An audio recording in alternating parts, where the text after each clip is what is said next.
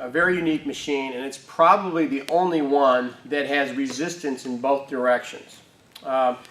Its primary focus is the hip flexor, and you need to have somebody pushing you, counting your reps, and checking form. Is it the answer? Is it the only thing you need to run faster? No. But for those people who are inside that have a really late spring, and it's invaluable. For those people who are injured, that have foot injuries, the Real Runner will keep somebody in shape. Typically we have a rubber band wrapped around the top of the Real Runner, and the athlete will put the band between their belly button and their pubic bone. And we do that in order to help them learn how to activate their glutes in extension while they're on the Real Runner. Okay, typically what we look for is a person to be able to bring this up past this bar and with their back in extension. If they can't keep their back in extension doing it fast, then we work on doing it slow and just work on being able to increase their velocity with their back in extension. If they can't keep their back in extension, even doing it slow, then we recommend an exercise. We call it a one-legged prone iso with one leg in hip flexion, and we're going to show you a picture of what that looks like right now. All the way up.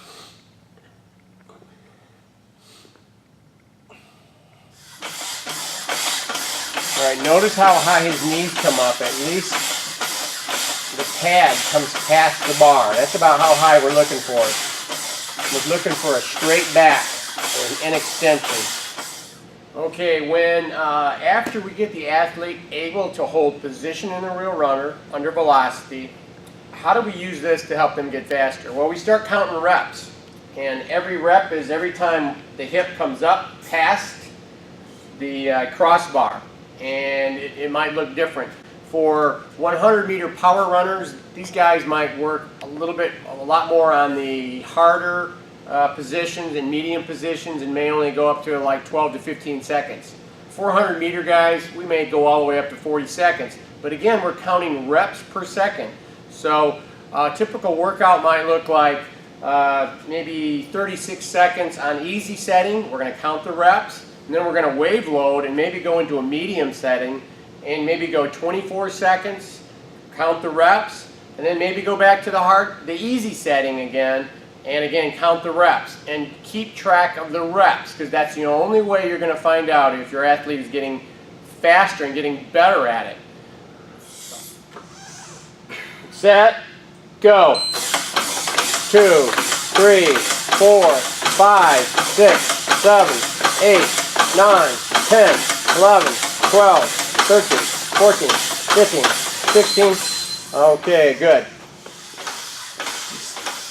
You see how the sway in the hips right there? That's when we call when a person's trying to ride the bike, and they're putting all their weight on one side and not putting enough force on both cross-crawl movement. Good. Typically when you see an athlete that's trying to ride the bike, and what they're doing is they're trying to use their obliques to pull their hip up. And what we when you see that occur, it means their hip flexors are really weak, their psoas muscles. So again, go back to going slow, learning it in slow motion, and gradually pick it up. If they can't do this motion on an easy setting, there's no way they can get to the more harder settings. Sometimes you're going to see athletes who are going to put their legs so far in extension they're going to hit the back of this support frame. And all that means is they're not sitting forward enough. All the way up. Hip flexors. Always get you. Come on. And again, I don't use the Real Runner for leg extension. There's enough exercises out there that allow us to get strong in leg extension. This is primarily learning how to use your psoas muscle, and it's mainly hip flexion. If you can flex your hip high, your opposite hip is going to follow suit through cross crawl. So again, we try to get your hip up high, your back in extension. Somebody asked me if the Real Runner would guarantee to make somebody faster. Well, it depends. And the reason is at a certain point when an athlete can increase their reps per second on the Real Runner and they don't get faster and they have great form, then we know it's in the feet. And if the feet aren't strong enough, especially the plantar flexors, then we know that the body is dialing down to the weakest link.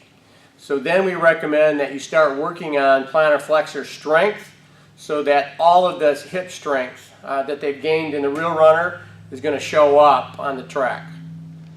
Hopefully you're watching this video because you're getting ready to try out the Real Runner, or perhaps you've already purchased one. I'm going to tell you one thing about the Real Runner right now. It's very, very difficult to get any benefit for an athlete by doing it yourself because you really need a coach. And it goes back to counting reps, checking form. This is a very hard machine. It's one of the hardest machines out there. Until you try it, you just don't understand